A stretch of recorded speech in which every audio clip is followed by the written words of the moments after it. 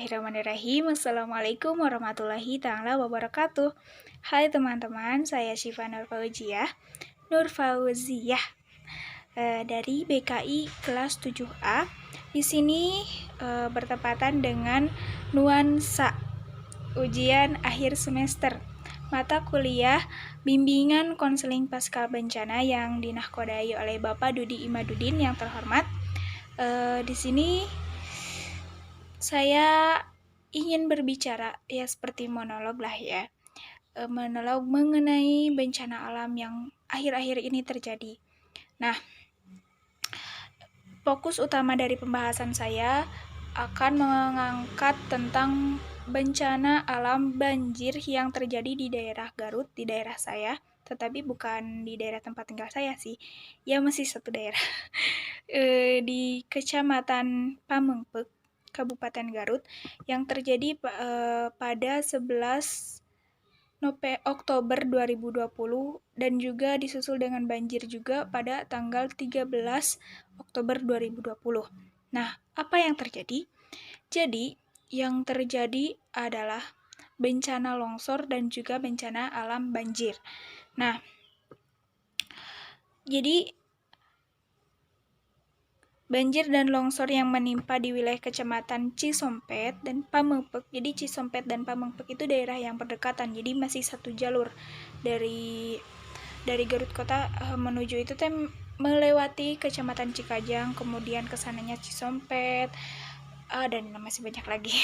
Trip ke Garut ya biar tahu.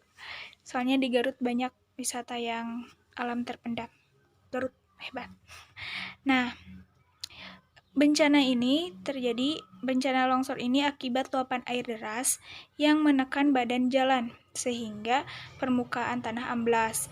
Nah, bencana ini memang tidak memakan korban, lebih tepatnya tidak ada korban yang sampai meninggal, tetapi ada sampai atau sekitar 1.000 warga yang terpaksa mengungsi di posko pengungsian.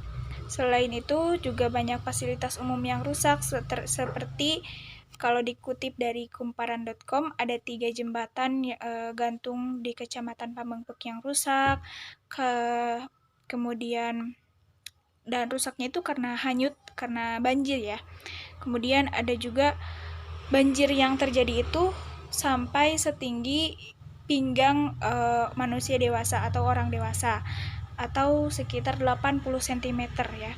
Cukup tinggi dan ini cukup menggemparkan karena Garut itu memiliki banyak, jadi meskipun Garut mulai padat penduduknya, tetapi untuk hutannya masih banyak gitu, dan itu menjadi tanda tanya mengapa gitu sampai bisa terjadi banjir, apalagi daerah seperti Cisompet, kemudian Pamengpeuk itu merupakan daerah-daerah yang dekat dengan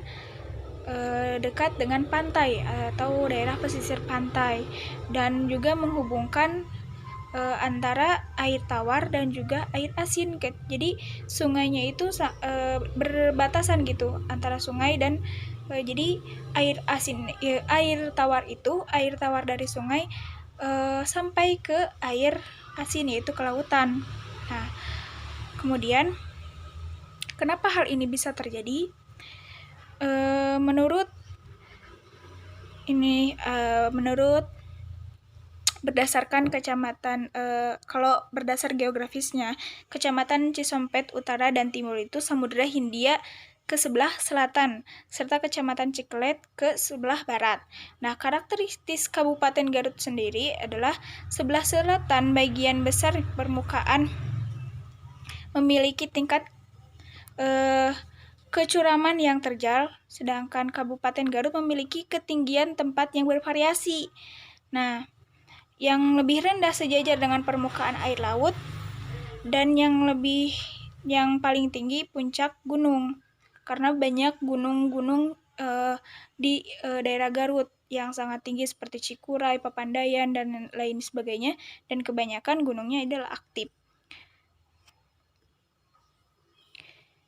Nah, pada saat terjadi bencana, curah hujannya sedang sangat tinggi, kemudian pada saat itu ternyata daerah resapan air, yaitu di daerah Bojong, dataran tinggi Bojong itu ternyata sudah mulai gundul. Jadi sudah banyak pohon-pohon yang ditebangi dan tanpa adanya penanaman ulang, sehingga daerah resapan air berkurang. Kemudian dari sini ada 3 solusi yang ditawarkan oleh pemerintah. Yang pertama, pemerintah akan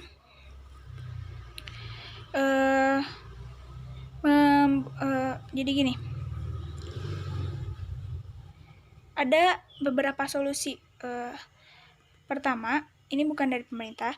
Pertama, membuat peta rawan bencana sekitar Sungai Cikaso. Kenapa? Karena daerah sungai tersebut luapan air yang kemarin banjir terjadi itu luapan airnya dari sungai tersebut. Kemudian reboisasi terutama di daerah rawan longsor. Sebenarnya untuk jalur jalan raya yang rawan longsor itu memang terdapat banyak pohon dan memang dikelilingi oleh banyak hutan, tetapi rata-rata pohon yang ada di hutan tersebut sudah mulai banyak yang akarnya tunggang gitu, bukan akar serabut, bukan akar yang tunggang. Kemudian membuat tembok penahan tanah atau TPT. Kemudian jadi 4 ya. Edukasi tentang pentingnya menjaga kawasan hutan. Nah, mari berbicara tentang bencana alam ya. Bencana itu menurut BMKG ada 3, yaitu bencana alam, dan bencana akibat manusia. Nah, ditinjau dari kajian Islami, ada yang namanya ujian, ada musibah, ada juga balai, ada istidraj. Nah, bedanya apa?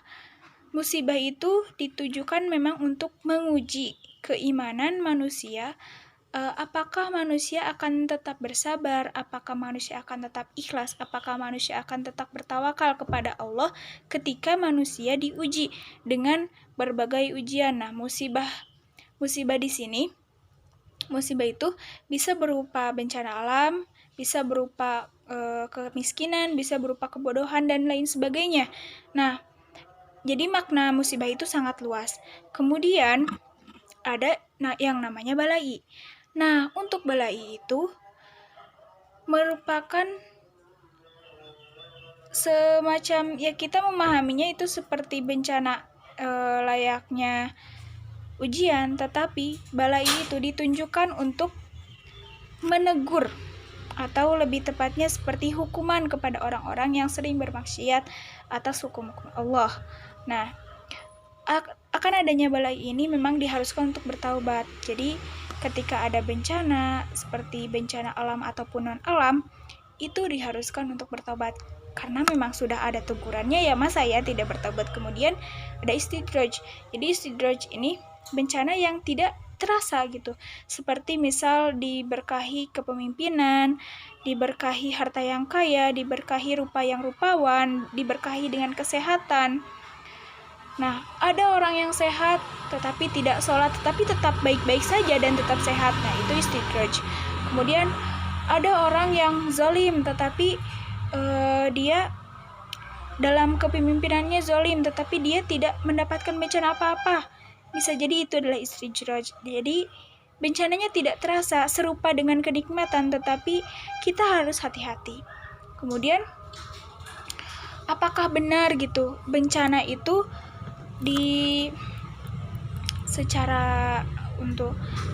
apakah benar gitu ya? Nah, bencana juga bisa maksudnya musibah juga bisa berupa meninggalnya para ulama atau ya meninggalnya orang-orang bijak, gugur-gugurnya orang yang berjasa, seperti itu. Itu juga masuk ke dalam kategori musibah. Nah, kalau bencana alam itu masuk kategori musibah atau tidak?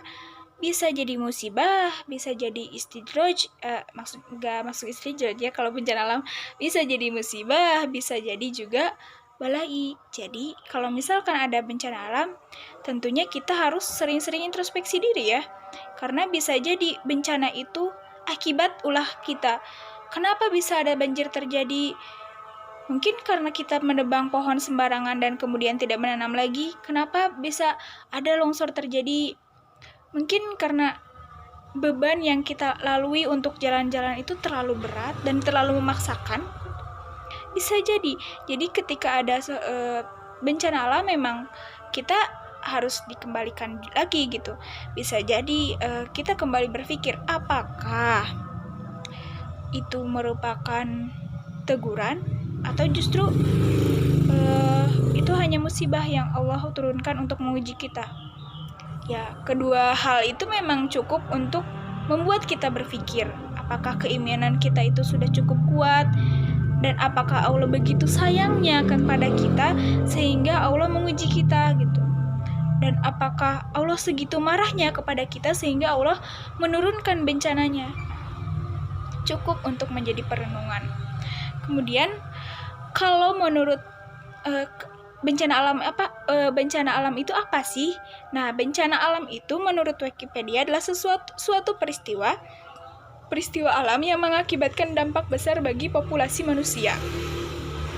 Seperti tadi banjir, longsor, tsunami, gunung meletus, kemudian wabah, penyakit, badai, badai tornado, badai cinta, badai galau, dan sebagainya itu musibah. Itu bencana alam. Bencana alam. Nah, kalau misalkan ditanya, kenapa sih bencana alam itu sering diidentikan dengan maksiatnya manusia?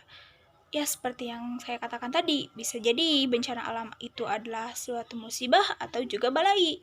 Nah, kalau balai itu diharuskan kita berpikir kembali gitu. Jadi ketika ada musibah itu kita diharuskan untuk berpikir kembali apakah Allah sedang menegur kita atau Allah sedang menguji kita. Kalau menguji, kesannya itu adalah kasih sayang. Kasih sayang Allah kepada umatnya supaya imannya itu bertambah. Karena kalau manusia itu imannya yazid wa yanqus tuh, naik dan turun, bertambah dan berkurang. Nah, ketika Allah merasa nih imannya itu berkurang gitu misalkan, atau imannya lagi di puncak-puncaknya, lagi yazid, kemudian Allah turunkan kepada dia bencana, musibah, kesengsaraan, putus cinta, dan lain-lainnya. Nah, dengan begitu Allah ingin menunjukkan, Allah ingin tahu apakah kita kuat, apakah kita sanggup, apakah kita bisa melalui ujian ini tetap sabar, tetap ikhlas, tetap bertawakal kepada Allah. Nah, kalau enggak, ya berarti bakal yangkus atau turun keimanan kita. Nah, kalau turun kayak misal karena Allah itu tidak terduga ya, karena kita tidak bisa menduga-duga apa yang akan Allah beri kepada kita. Lalu kita tuh harus bagaimana gitu menyikapi hal tersebut. Saya ada beberapa kali berdiskusi dengan warga di pesisir pantai karena sempat waktu itu bertamasya bersama keluarga saya ke daerah Sancang. Nah, di daerah tersebut, jadi di daerah Sancang itu masih satu jalur garis pantai dengan Pamengpeuk, tapi kalau Sancang sudah masuk hutan ya, sudah masuk perkebunan karet dan sebagainya. Kemudian berbincanglah dengan warga sekitar yang beliau membuka warung, tetapi warungnya itu di tengah kebun dan kebunnya itu ini kebun, ini pantai. Jadi kebun, pantai. Unik kan Indonesia? Nah, si ibunya itu bilang gini, sebenarnya banjir dan tsunami kecil yang sering terjadi itu rata-rata sering menjatuhi pondok-pondok yang sering didatangi oleh wisatawan-wisatawan atau sering diadakan di sana perzinahan. Ya kalau jinah mah ya itu sesuatu yang disengaja, jadi katanya diadakan gitu. Karena kalau misalkan itu murni bencana alam, kenapa tidak seluruh warga yang ada di pesisir pantai itu, yang justru warung saya pun ada sangat dekat dari daerah pesisir, tetapi mengapa bencana tersebut tidak masuk gitu, tidak mendekati warung saya dan melalap habis warung saya gitu. Nah, anehnya tsunami itu malah datang ke pondok-pondok atau tempat singgah yang sering diadakan ya perzinahan di situ.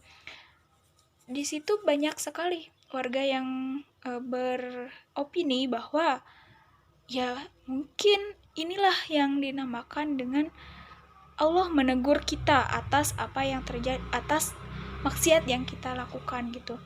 Sehingga sebenarnya ibu itu juga bilang, sebenarnya tinggal di daerah pesisir itu ada enak dan juga tidaknya, karena kita disalahkan untuk kesalahan orang lain yang dilakukan kepada kita, yang dilakukan di daerah kita, tetapi banyak orang yang terdampak. Nah, mungkin dari kisah tadi, dari pengalaman saya, bisa disimpulkan juga memang bencana itu bisa hadir dikarenakan ulah kita sendiri. Seperti misal banjir yang sering terjadi di Jakarta.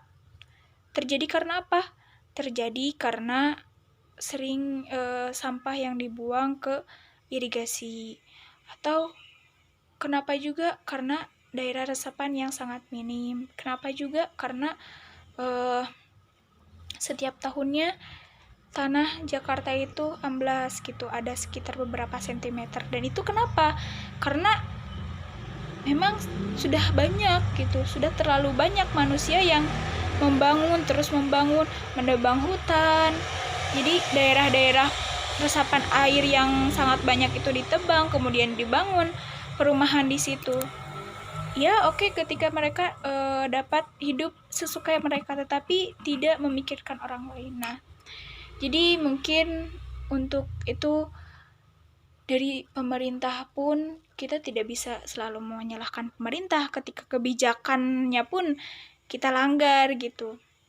Nah, dari itu teman-teman, dari bencana yang sudah terjadi saat ini, ya kita sudah tahu, kita bisa menyimpulkan bahwa bumi sudah tua, bumi sudah renta, bumi sudah bangkrut, bumi sudah kakek dan nenek gitu. Sudah dikatakan sudah tidak mampu menahan beban yang terlalu berat lagi. Bisa jadi itu beban manusia yang terlalu banyak atau beban dosa manusia yang melebihi dari kapasitas bumi itu sendiri ya. Untuk itu mungkin dengan adanya bencana alam yang sering terjadi, kita harus lebih introspeksi diri kembali, kemudian lebih sering bertaubat. Dan dari segi konseling pun kita harus mengkonseling diri sendiri gitu. Kita sudah tahu penyebabnya apa dan dalam landasan agama seperti apa. Kalau sudah tahu, ya dari segi konseling kami menyarankan ya sok udah tahu ya tinggal jalankan gitu. Dan konseling untuk orang-orang yang terdampak pun gitu pasti pertama terguncang gitu ya, kemudian terguncang karena rumahnya hanyut, terguncang karena terpisah dengan keluarganya, terguncang karena tidak ada harta benda yang tersisa. Nah, untuk kita yang tidak terdampak itu cukup menjadi renungan, dan untuk kita tetap bersyukur, masih bisa bernafas pun itu kita sudah sangat harus bersyukur gitu. Ada orang yang untuk bernafas pun dibantu gitu ya. Nah, kemudian untuk orang-orang yang terdampak itu seperti apa? Pertama, menyalurkan rasa empati itu penting. Menyalurkan rasa empati itu penting, seperti kita meskipun hanya bisa memberi senyuman, meskipun hanya bisa memberi selembar uang recehan atau koin recehan itu sudah sangat berarti, sudah sangat menunjukkan bahwa kita berempati kepada mereka.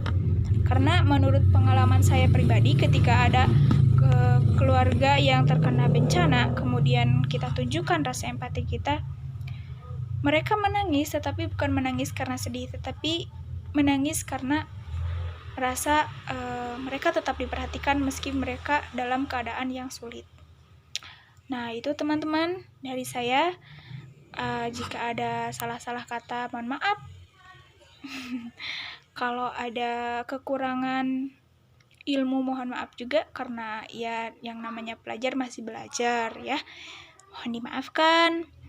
Kemudian ada satu bait yang membuat saya merenung gitu, dari Ebit G. Ade yang seperti ini. Mungkin Tuhan, mungkin alam sudah bosan bersahabat dengan kita. Coba kita tanyakan pada rumput yang bergoyang. Sekian dari saya. Wabillahi taufiq wal hidayah. Wassalamualaikum warahmatullahi wabarakatuh.